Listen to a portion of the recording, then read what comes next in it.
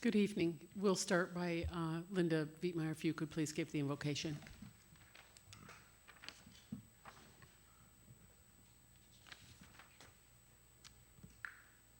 Lord, we invite you into this meeting of the city council members and the community members, knowing that you, as our God, are who we need to accomplish our goals and the goals of the city of Freeport.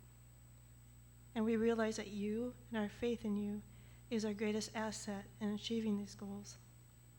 In Hebrews 11:6 it says, "And without faith it is impossible to please God, because anyone who comes to him must believe that he exists and that he rewards those who earnestly seek him." Lord, we've seen individuals, cities, and our country break down and break apart with bitterness, resentment, hopelessness, economic devastation, sickness, and helplessness. In Isaiah 61:8 it says, "For I, the Lord, love justice, and I will faithfully give them their recompense, and will make an everlasting covenant with them." Thank you, Lord, for your scripture that reminds us that you love justice, which is the use of your power and authority to support fair treatment and due reward. Father, you say that you are faithful to recompense. You promise to make amends to those who have suffered loss, harm, or effort.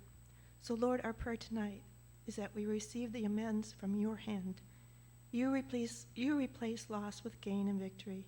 You replace harm with healing, recovery, and cure. You replace the suffering of those who have made an effort but have been ridiculed by reinforcing and blessing them. We seek you, Lord, as we move forward with plans, policies, activities, community partnerships, and opportunities. We move forward by rebuilding and re-strengthening. We trust you, Lord, and in Jesus' name, amen. Thank you, Linda. So now that it's 6 o'clock, we'll officially call this meeting to order. Madam Clerk, would you please take the roll? Mayor Miller, Here. Alderpersons Borneman, Present. McClanathan, Present. Ross, Here. Parker, Here. Busker, Here. Brashaw is absent, Mysick, Here. and Berberay. Here. Okay, thank you. If you could please stand and join us for the Pledge of Allegiance led by Alderman Ross. I pledge allegiance to the flag of the United States of America and to the republic for which it stands, one nation, under God, indivisible, with liberty and justice for all.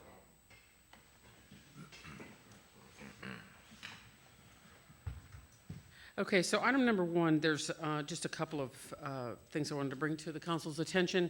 There was a couple of typos, so item number 9 should say 2020-46, and item number 10 should say 2020-45. And then also there, number 18, there is no executive session tonight. So with that, is there approval for the agenda? So moved. Second. We have a motion made by Alderman Berberay, seconded by Alderman Ross. Alderman Ross. All those in favor signify by saying aye. Aye. Opposed? That motion passes. Next we have is the approval of the minutes from the meeting on August 3rd, 2020. Is there a motion to approve those minutes? So moved. We have a motion made by Alderman Busker, Second. seconded by Alderman Parker. All those in favor signify by saying aye. Aye. Opposed? That motion passes. Do we have any public comments? Is there anyone written in for agenda?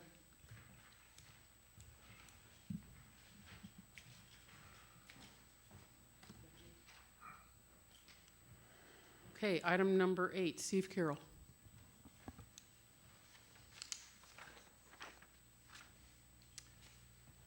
Okay, I'm Steve Carroll.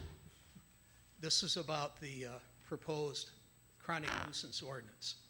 And quite frankly, I like it, but I do have some questions.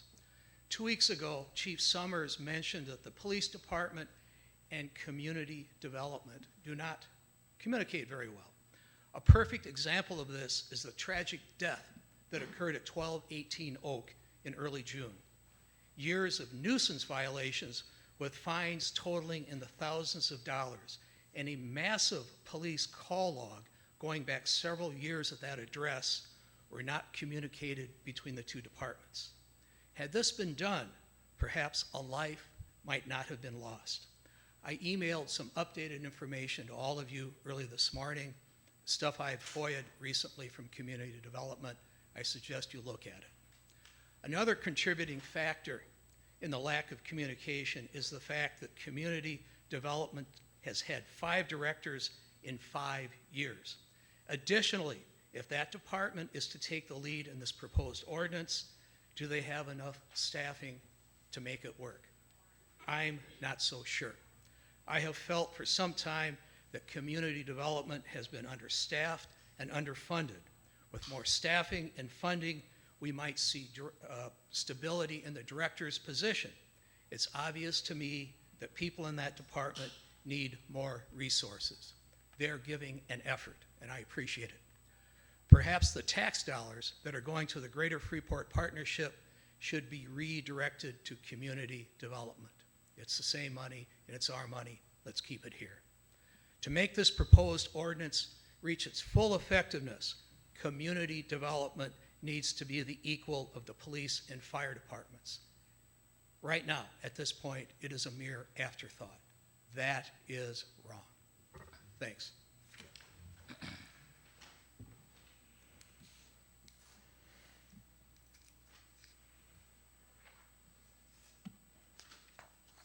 Okay, thank you, Steve. Next is the consent agenda. The consent agenda is considered to be routine in nature unless there's something that a member of council would like to pull for further discussion. Seeing none, we have the approval and place on file the firefighters pension fund minutes from January 29th, 2020, the police pension fund minutes from January 29th, 2020, the Foreign Fire Insurance Board minutes from April and June, the Social Justice Committee minutes from July 16th, and the Building Fund report for July 2020, along with the financial reports for General Fund, Library, Water, Sanitary Sewer, Storm Sewer Funds for July 31st, 2020, and the Cash and Investment reports from July 31st, 2020. Also is the approval of the finance bills payable in the total of $1,465,336.21, and the approval of payroll for pay period ending August 1st, 2020 in the total of $533,945.90. Is there a motion to approve the consent agenda? So moved. Second. We have a motion made by Alderman Misick, seconded by Alderman Parker. Madam Clerk, would you please take the roll? Ross. Aye. Parker. Aye. Busker. Aye. Misick. Aye. Berberay. Aye. Borneman. Aye. McClanathan. Aye. Motion passes 7-0. And next we have the swearing in. If the chief and the police and fire commissioners could join me.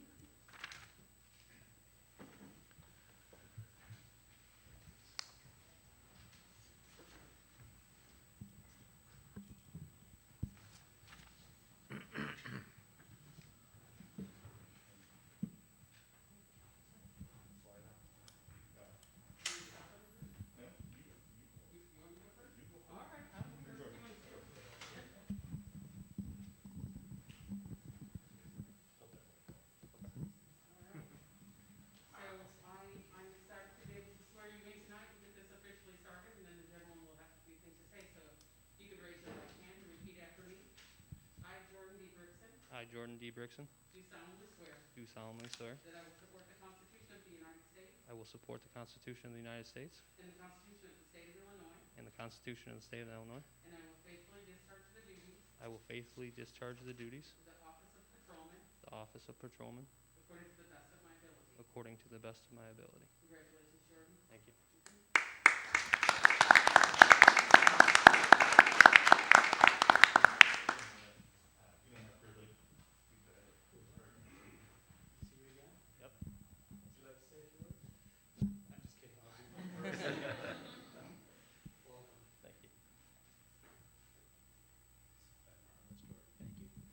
And so today, Jordan, I'm joined with Vince Oblak, who's another one of the commissioners. You may have remember him and remember meeting me.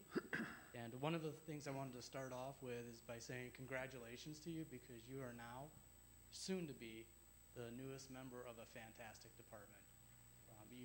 joining an elite group of individuals, some highly talented, highly motivated police officers. And one of the things that we do on the commission is we ask ourselves, is this a person that we would want to respond in our time of need?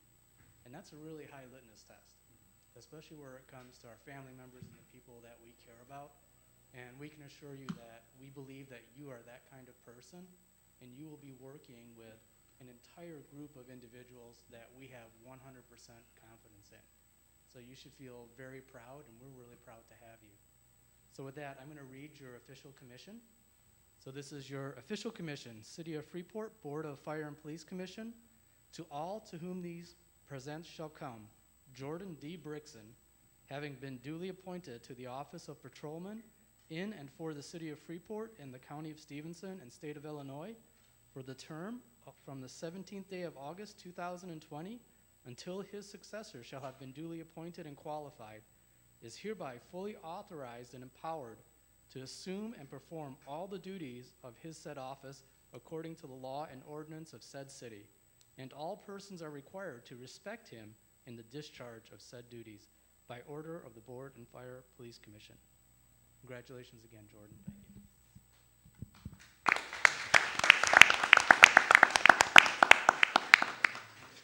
And now I'll turn this over to you if you'd like to. I just want to thank everyone for coming. This is, I'm excited for this time. I'm ready to get started and learning everything about Freeport and being a part of the community. Jordan, it's an honor to present you with your badge to the Freeport Police Department. Thank you. This is your hat badge, will be badge number 57. Thank you. That's all.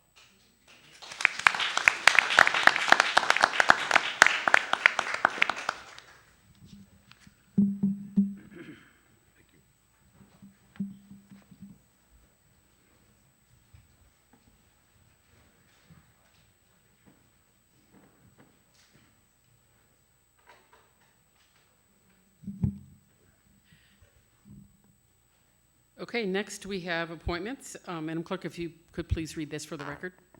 Acceptance of appointment of Leslie Brown to the Board of Fire and Police Commission effective immediately until April 30th, 2022. Any discussion there, Council? Mayor, Alderman Borneman. I think you made a great selection with Ms. Brown. Thank you, I do too. Motion to approve. Second. Who was the second? There's Arts, Dan. We have a motion made by Alderman McClanathan, seconded by Alderman Ross for the approval. Oh, did you? Yes, we're good with that. I'm sorry, I just was thinking something else. So, Madam Clerk, could you please take the roll on this? Ross. Aye. Parker. Aye. Busker. Aye.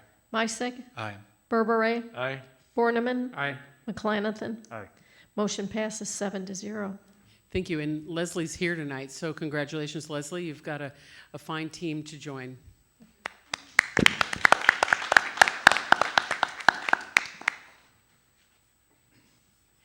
So we will move on to item number 7, which is the first reading of Ordinance 2020-43. Madam Clerk, could you please read this?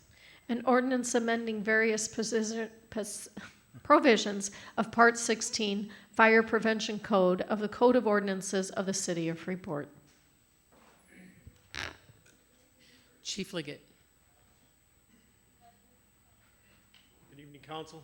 I presented some information at our Committee of the Whole. Nothing has changed since that report. However, my report did mention the deletion of the old burning ordinance section. That was not included in the ordinance, and we need to make an amendment to that. Attorney Zito will highlight that for you.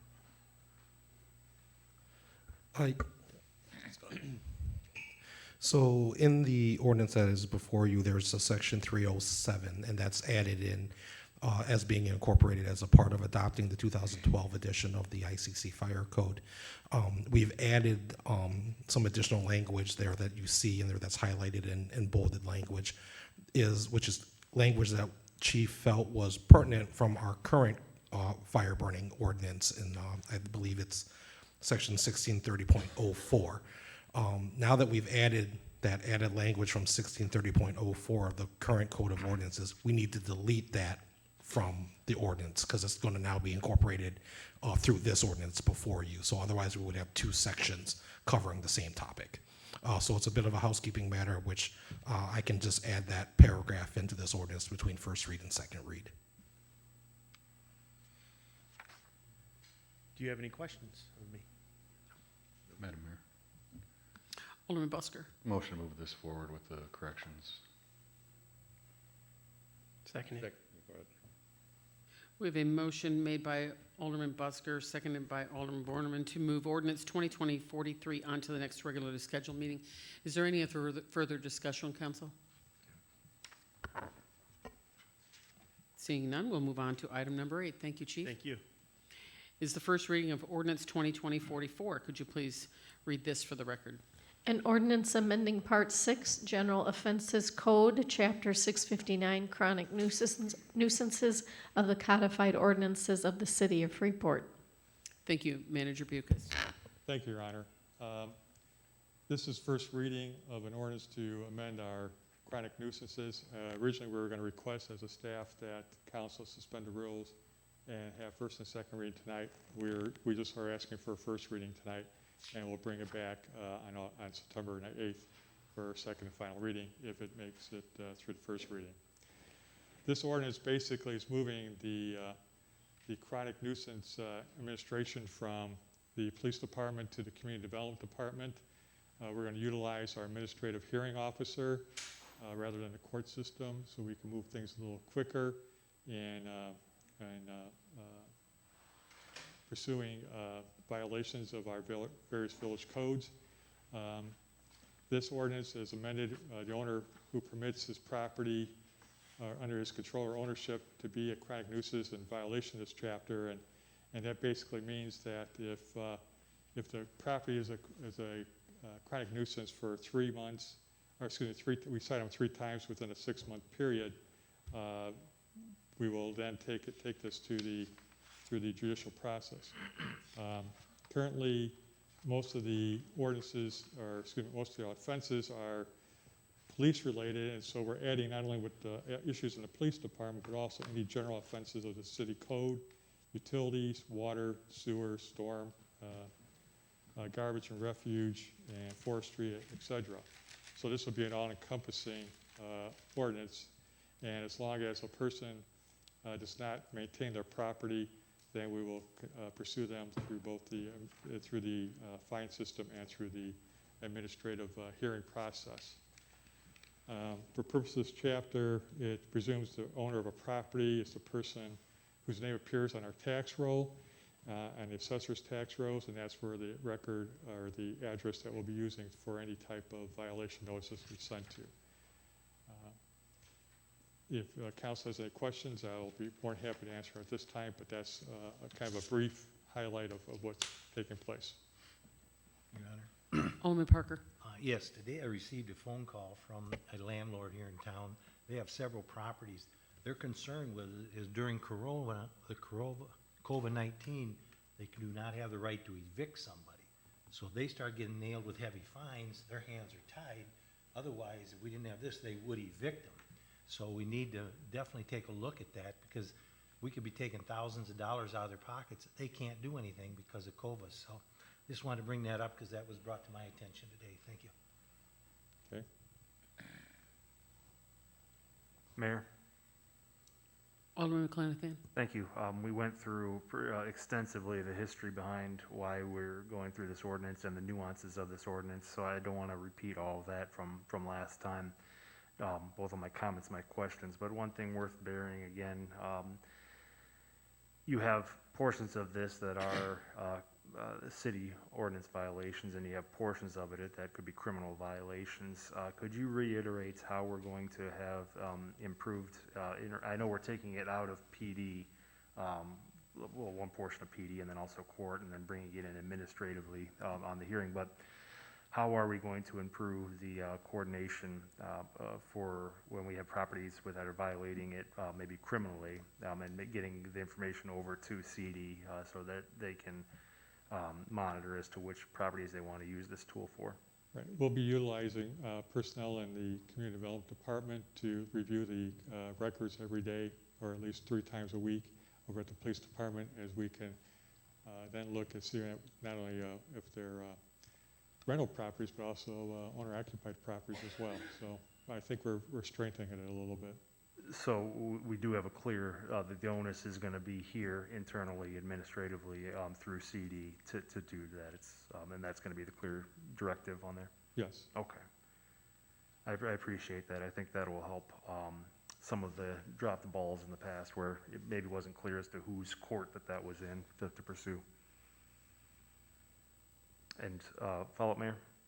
Regarding Alderman Parker's comments, I do appreciate that, and I also appreciate that we're not looking to suspend the rules tonight. As I mentioned last meeting in regards to it, I'm firmly behind the concept of this and the tool of this, and the tool is only as good as it's used. So I encourage us to use it to the extent it's applicable. But also we have 2 weeks to go ahead and try to flesh out what are some of those comments and concerns, and are there reasonable adjustments that need to be made so that we avoid the law of unintended consequences in certain situations.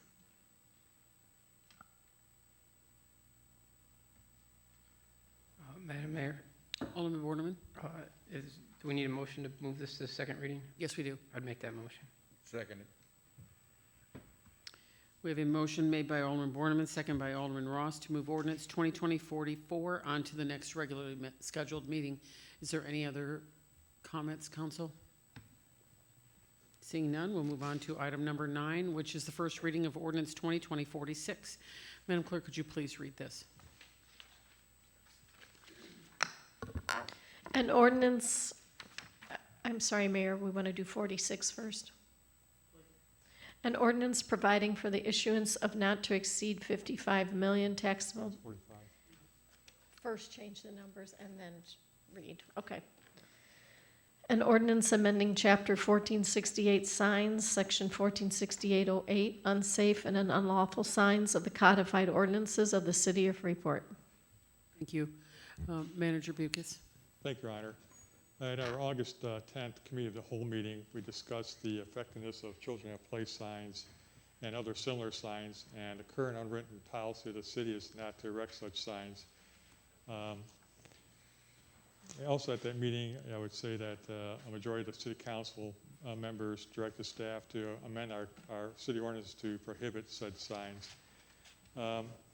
What we're proposing is amending section 1468.08 of the municipal code that no signs that state stop, look, drive in, danger, and what we do would be slower caution could be utilized that would interfere with the direction of confused people that are driving regarding the traffic signs and devices.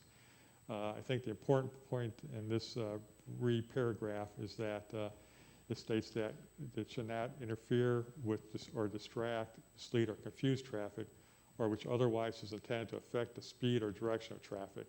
And I think that direction of speed and direction and speed of traffic is the key point here, as well as it pertains to not allowing children at play signs and those similar types of signs. And I'll answer any questions that council may have. Mayor, Alderman McClanathan. does this essentially codify what was already existing policy? Yes.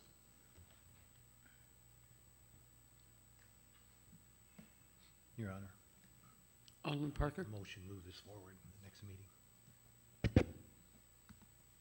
Is there a second? Second.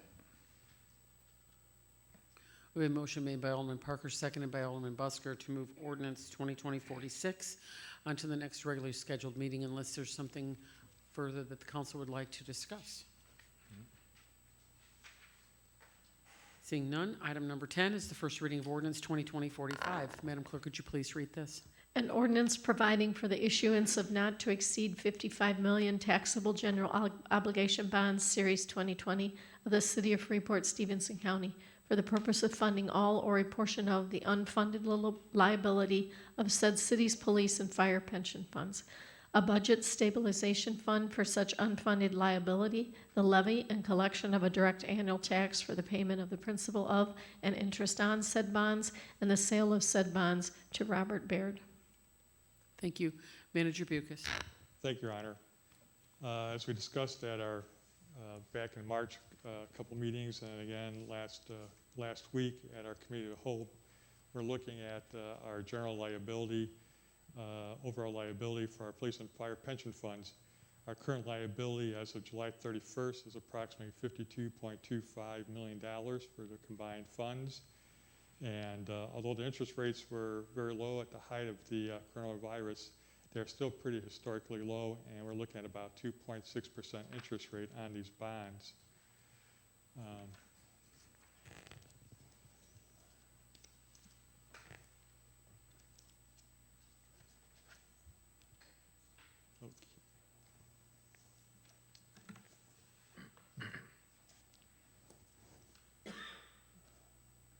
I thought I had my highlighted information in front of me, but it appears I do not. I must have left it on my desk.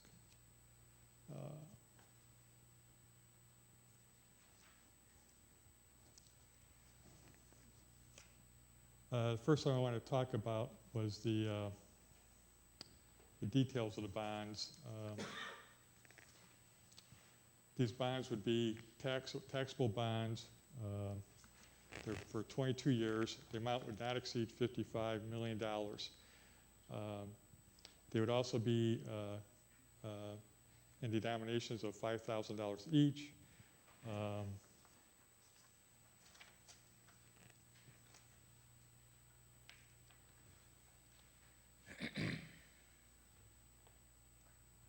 They would be we would also establish as a state's budget stabilization fund. This fund would be approximately $1.5 million from the proceeds that would be used to try to help in case of, for some reason, we had a shortfall in the funds to pay the debt service on it. We're also pledging the full faith and credit of the city that it would be placed as a tax levy on the properties of the city unless it was abated by the city council because they had other funds set aside for that.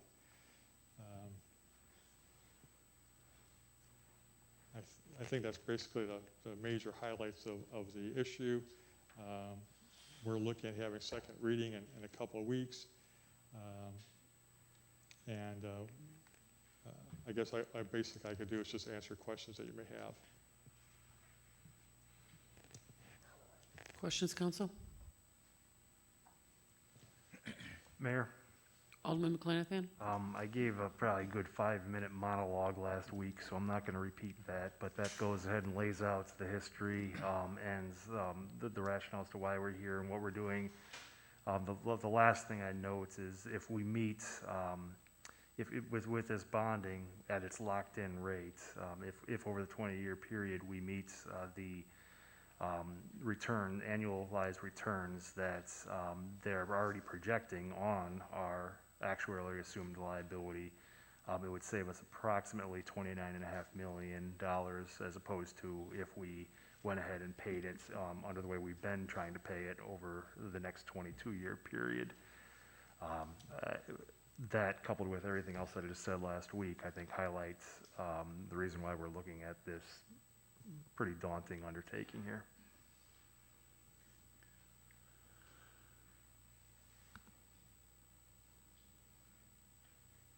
Madam Mayor.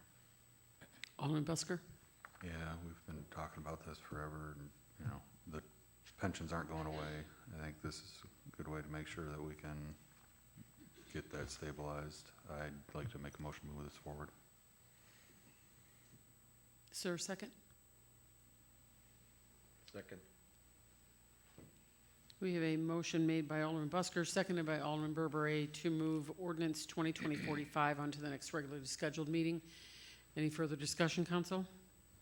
Madam Mayor. Alderman Misick. So thank you for putting together this draft ordinance. I was going through this and looking at the various sections. It seems this is pretty standard language for how bonds are set up and describing the various responsibilities on the part of the city and on the part of management of those funds and so forth. It seemed to be pretty straightforward in it. Was there anything in the construction of this ordinance that appeared to be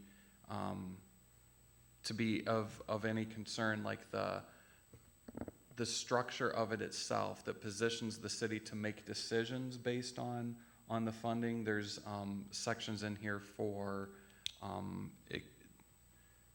let me go in here specifically. This is just to understand what our obligations are for exchange or transfer and so forth. And just perhaps you could walk us through a part of how we manage this once, assuming we move forward with it and we have different bonds coming to term or needing to exchange or transfer. Are you talking about buying back the bonds as Mhm. they mature? Well, that'll all be handled through our, the direct deposit, what do you call it? It's a,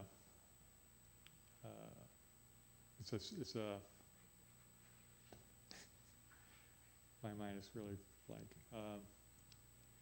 It's a depository that we put our bonds in, and they make all the payments to the bondholders. And so when the bonds mature, then they pay them off, and then we eventually we don't even get paper copies anymore. We just get acknowledgement that they've been paid off because everything's done electronically now. So in that respect, once we buy the bonds, then we just have to make sure, or sell the bonds, we have to make sure that we make the yearly payments on it. As far as the use of the bond money, we would then give it to the financial advisors that the two pension funds use and have them invested in the stock and bond market and cash reserves as well. We are limited as to how much we can put in to the various aspects of the equity market because of state statutes and that. We can't put 100% of this in the stock market. We have to, I think right now we're at 55% stocks and we have to put 35% in the bond market, or it might be 30% now.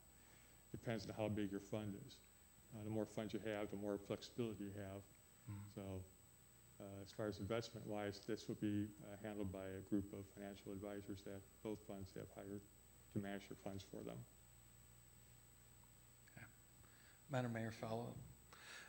So assuming we continue, we move this forward, do we expect to see regular maintenance of the bonds coming up as on council agenda in terms of, I'm looking at sale of bonds and so forth. I imagine as we're starting out, there's a period of time that there's a length of term, right, to each of those. So we allow each of those to ride out. They may be coming in at different times, and then does the council need to take action on those as they come to term? No, we're selling the bonds to Baird, and they're going to sub-sell them out to other institutions and individuals. Okay. The only time you'll see anything on the bonds is like we have our bonds now, is on your list of bills when the payment's due. But Okay. as far as council taking any special action or anything, once we pass the ordinances and approve the sale, that's the last council will have to deal with it. Okay, thank you. Another follow-up? So it looks like reading through this as well that we're on, it looks like a 6-month rotation on making those scheduled payments, and it looks like it lists out the terms as in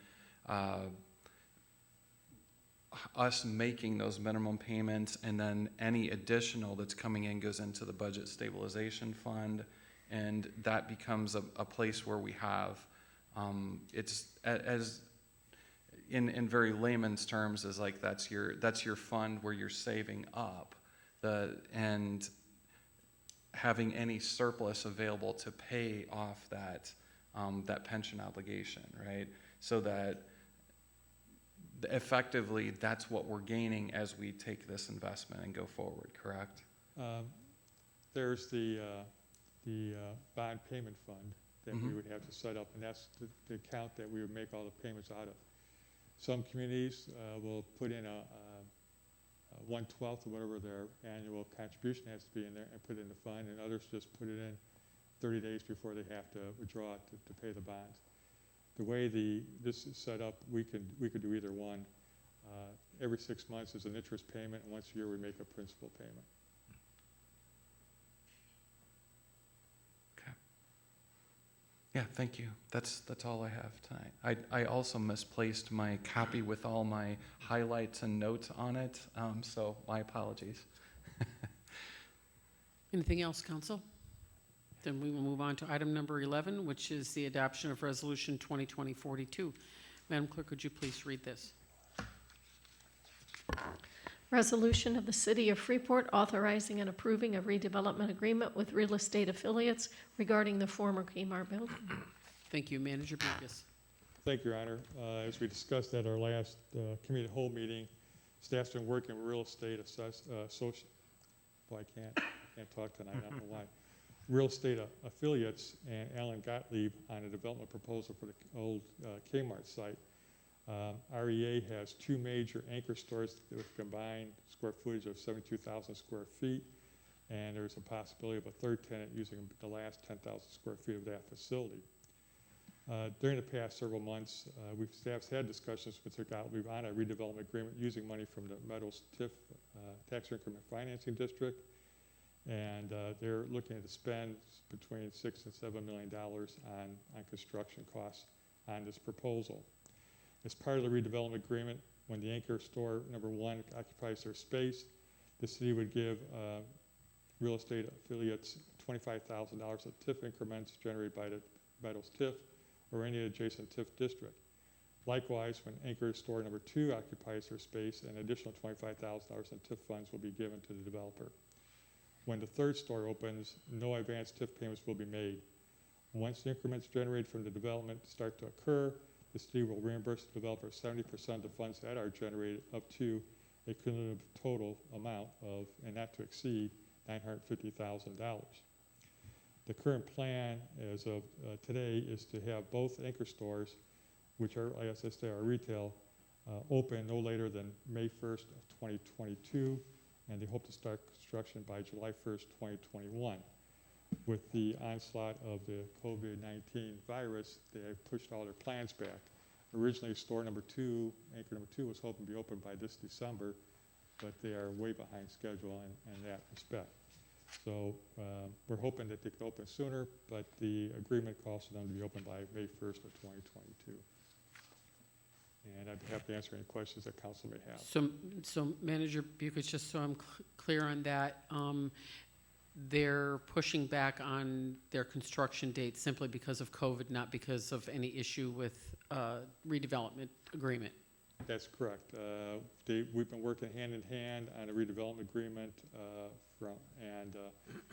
we were hoping to have this at council a lot sooner than now, but because of the COVID-19 virus, 2 of the anchors closed all their stores down nationwide, and there's nobody to talk to or deal with because they were all closed down.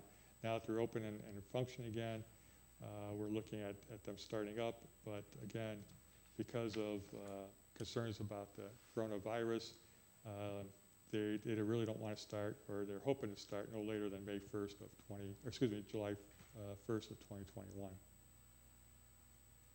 Questions, council? Mayor. Alderman McClanathan. Thank you.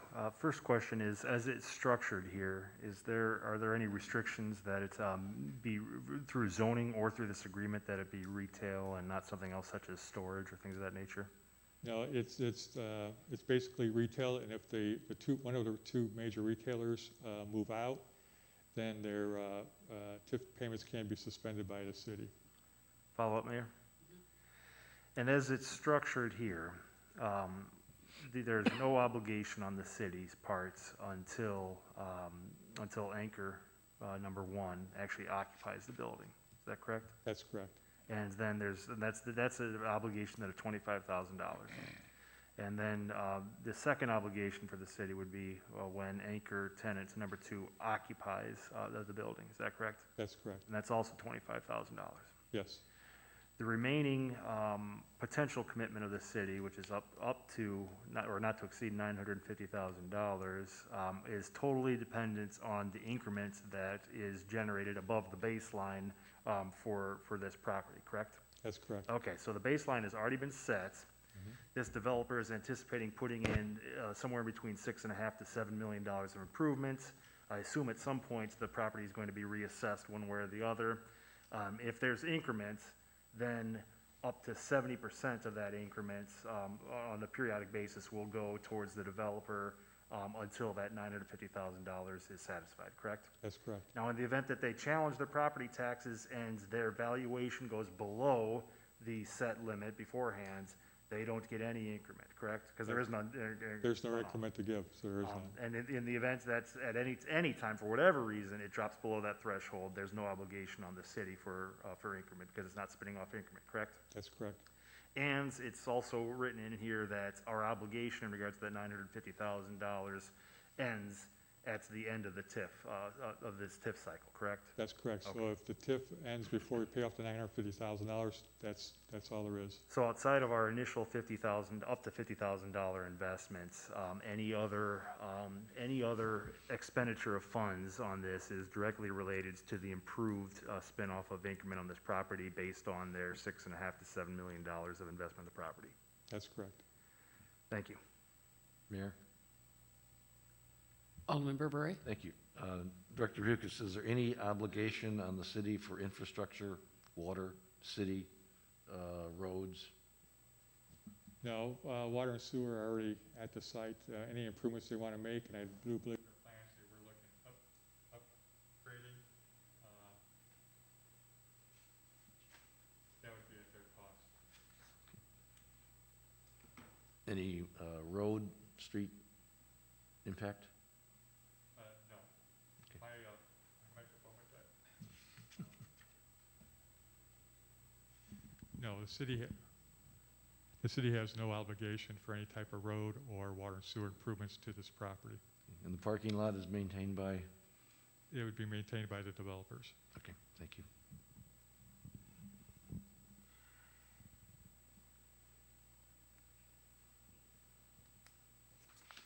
Mayor? Alderman McClanathan? I think this is an appropriate contribution by the city in a limited amount with the structures that was put in place that we previously discussed. It's a good way to leverage the investment.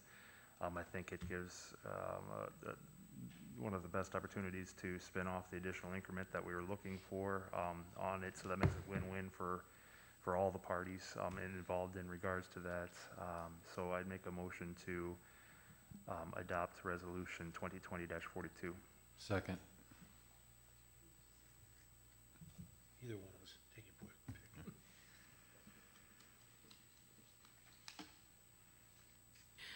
All right, is there any other discussion, council? Mayor? Yes. Just one point. As was mentioned at the Committee of the Whole meeting last month, contiguous TIFs can be used to finance obligations in regards to that, and we do have a contiguous TIF that has sufficient resources where we're not going to be hamstringing further additional opportunities for redevelopment by entering into this. Would you agree with that, Manager Bucus? That is correct. All right, thank you. Madam Mayor, Alderman Misick?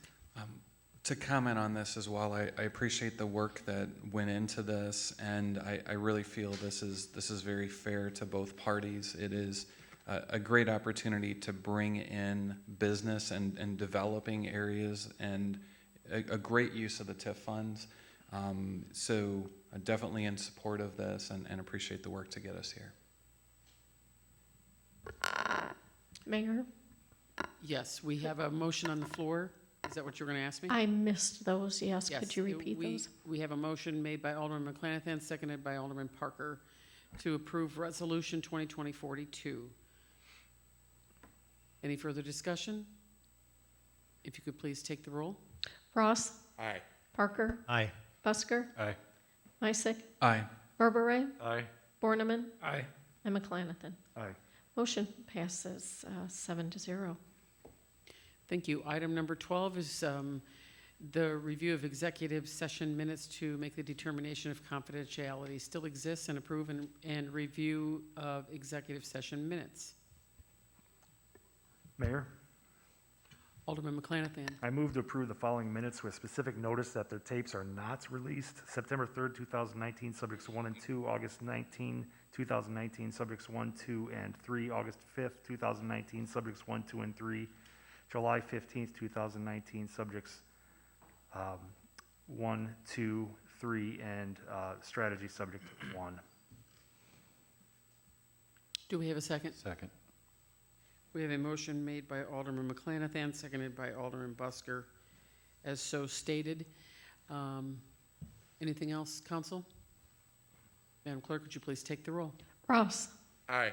Parker. Aye. Busker. Aye. Meissick. Aye. Berberay. Aye. Borneman. Aye. McClanathan. Aye. Motion passes 7-0. Thank you. Mayor, Alderman McClanathan. I move to make a determination that the need for confidentiality no longer exists as to the minutes from the following closed session meeting or portions of minutes, and that these portions should be made available for public inspection, specifically July 15th, 2019, subject 3. Second. We have a motion made by Alderman McClanathan, seconded by Alderman Busker, as so stated. Madam Clerk, would you please take the roll? Ross. Aye. Parker. Aye. Busker. Aye. Meissick. Aye. Berberay. Aye. Borneman. Aye. And McClanathan. Aye. Motion passes 7-0. Mayor, Alderman McClanathan. I move to make a determination that the need for confidentiality still exists in relation to the following closed session minutes and tapes identified as not released. September 3rd, 2019, subjects 1 and 2, August 19th, 2019, subjects 1, 2, and 3, August 5th, 2019, bargaining subject 1, strategy subject 2, personnel subject 3, and July 15th, 2019, personnel subject 1, personnel subject 2, strategy subject 1. Second. We have a motion made by Alderman McClanathan, seconded by Alderman Busker. Madam Clerk, would you please take the roll? Ross. Aye. Parker. Aye. Busker. Aye. Meissick. Aye. Berberay. Aye. Borneman. Aye. And McClanathan. Aye. That motion passes 7-0. Okay, and for those that are wondering where that all came from, that our last executive session, we discussed those. However, it wasn't on the agenda to approve those, so we had to put them on at the next one. So that's why those are being read off right now. So we will move on to reports of department heads. Finance.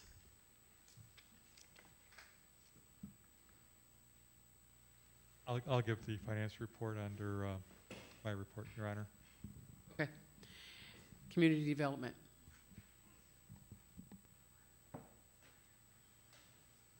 Thank you.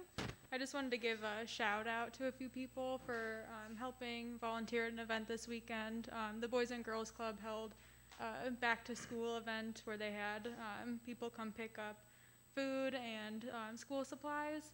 And myself, Deputy Clerk Rhea McGee, Connie Taylor, who is a retired teacher and she works at Highland part-time, and Bill Clow with the GFP, we all went and talked to over 150 people on Saturday about the census.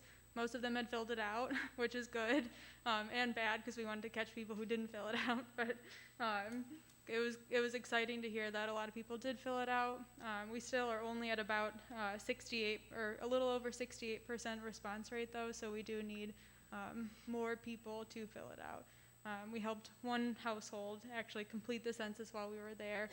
The rest of them wanted to fill it out when they were home, but we gave them instructions and information on how to fill it out and why it was important. So just remind your neighbors and your friends and your family that we got to get it done.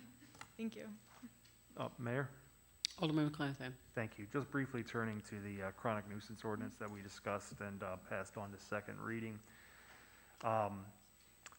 Is that something, I mean, in its current, I guess the general question will be in its current form, is this a tool that's, obviously it's going to be a tool that's going to be presented, it's going to be used, but are you comfortable with what you're seeing in regards to the parameters as to how this tool could be used by the department, and believe that it could be beneficial for addressing some of those significant problem properties in a way that we haven't been able to address to date?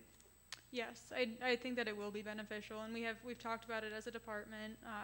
We all came to the table and discussed it and thought out, how can we work this out in different scenarios, and how can we make it work with the police department too, and I think it'll be very beneficial. Thank you. Thank you. Thanks. Public Works.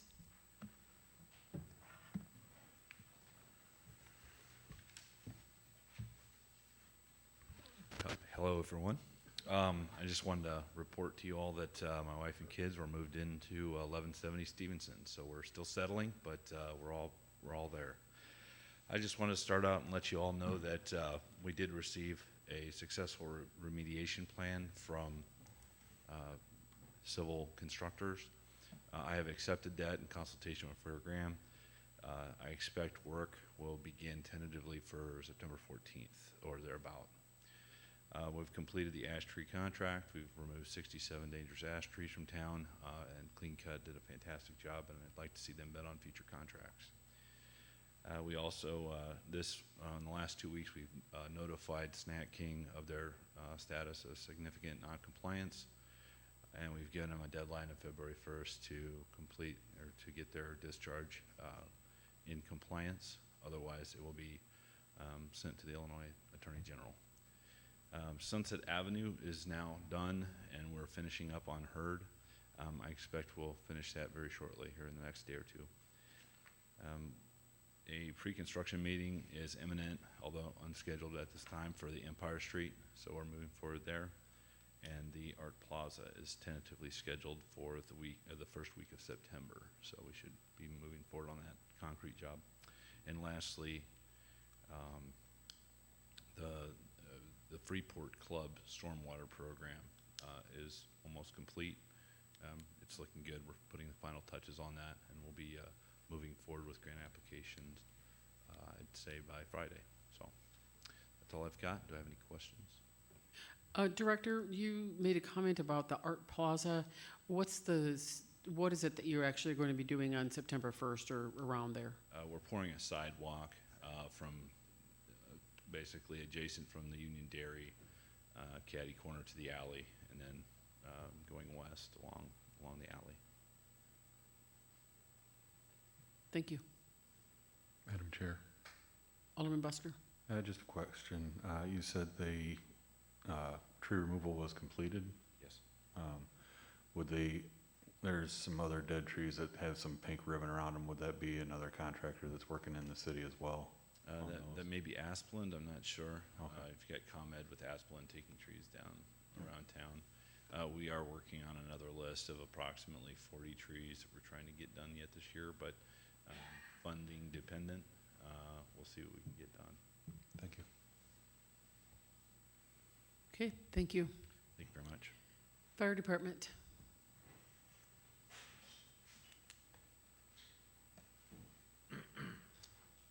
Madam Mayor, I don't have anything to report other than we were blessed to receive a $3,000 grant from the new Rotary Club today to go towards our Lucas device purchases. And I also have received a resignation last week from firefighter Tanner Atchison, who is going to the Broadview Fire Department in the suburbs. He'll be leaving us on August 22nd. That's all I have to report this evening. Thank you. Police.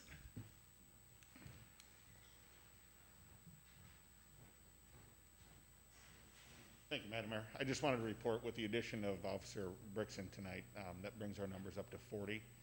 However, we do have an anticipated retirement in September. Officer Heath is going to call it a career, so he'll be leaving us, bringing our number back down to 39.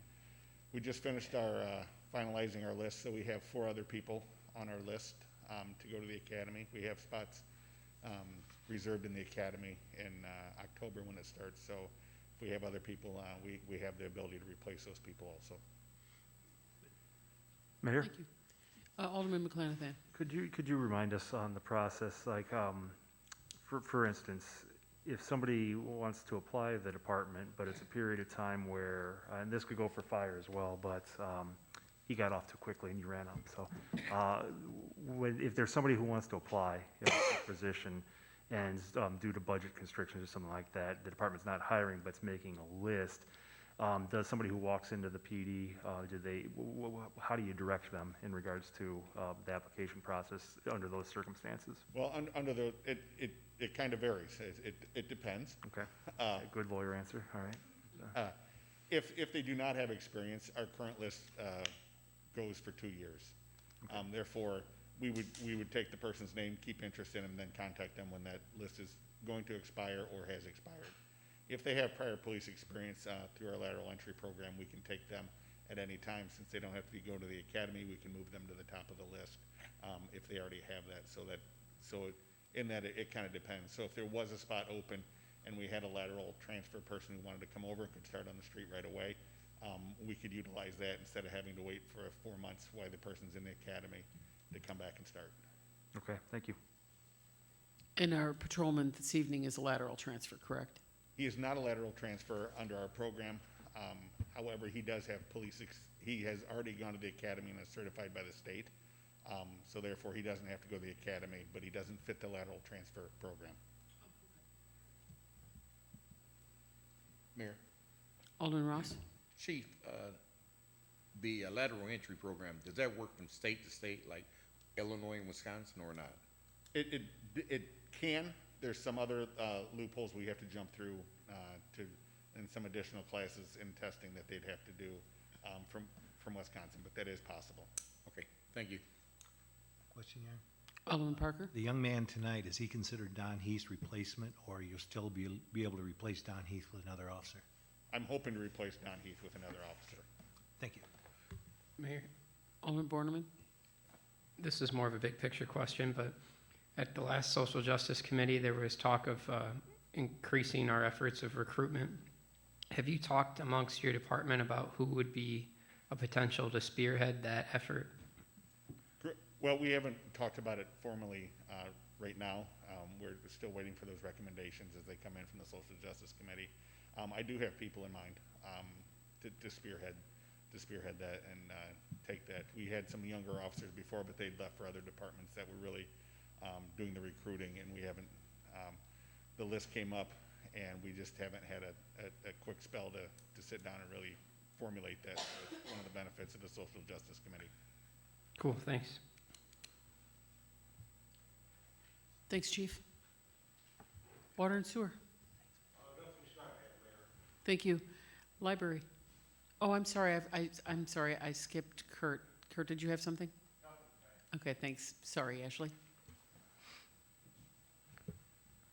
I just wanted to let you know that last week at our board meeting for the library, we approved extending the hours of the library, so we'll now be, to everyone's enjoyment, much easier to remember when we're open. So Monday through Thursday, 9 a.m. to 8 p.m., Fridays, 9 a.m. to 6 p.m., and Saturdays will be 10 to 3.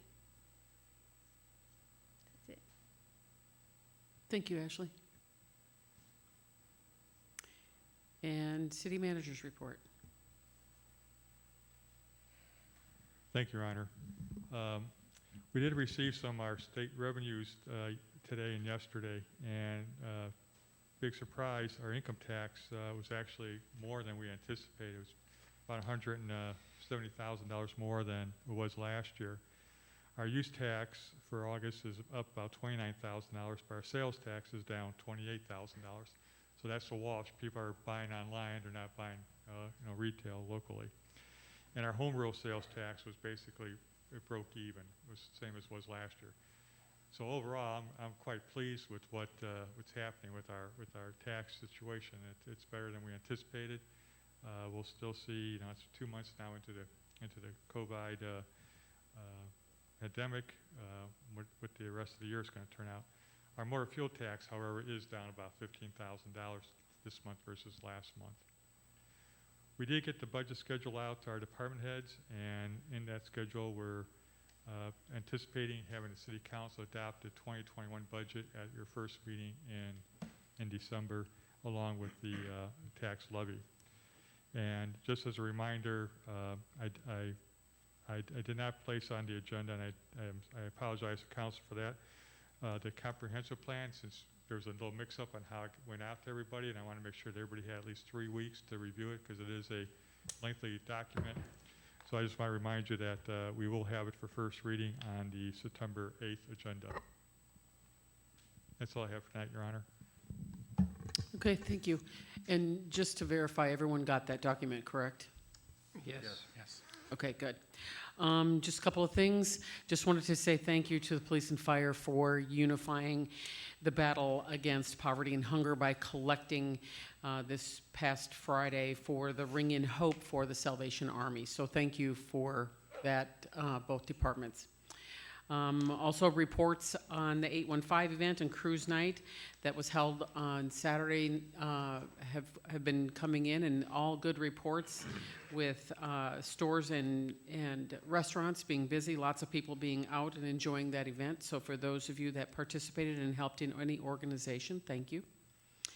Also a reminder, the Paint the Port, which is an annual event, actually it's a great family event, is coming up next Friday, the 28th. And there are still a few tickets that if you would like to purchase those, you can purchase those on their website for Paint the Port, and you can have both in person and virtual. And then just as an update, our staff on the street, our food and fellowship, the meet and greet for city officials and employees, we're looking at our next one being Thursday, September 10th. We haven't exactly come up with all the details yet, which we will let you know when we can, but if you can put on your calendar for September 10th, we will get that information to you as soon as we can. So, Alderman Ross. Nothing tonight, Mayor. Thank you. Alderman Parker. Nothing, Your Honor. Thank you. Alderman Berberet. Buried in the consent agenda, the secret agenda I call it, was the permits report, which showed over $900,000 worth of projects. And it's probably why you can't get any lumber in the community and why you can't find a tradesperson to do a job for you. Things are busy, which is great. Yes, it is. Yeah. Alderman Busker. Nothing this evening. Alderman Misick. Nothing tonight, thank you. And Alderman Borneman. Thank you, Mayor. I had a question regarding the Food Truck Fridays event. I don't know who would be familiar with that. That would be the clerk. So that's coming up in September and October, Yes. the first Fridays. Do you know how much of that lot is going to be used, the municipal lot across from the Stewart Center?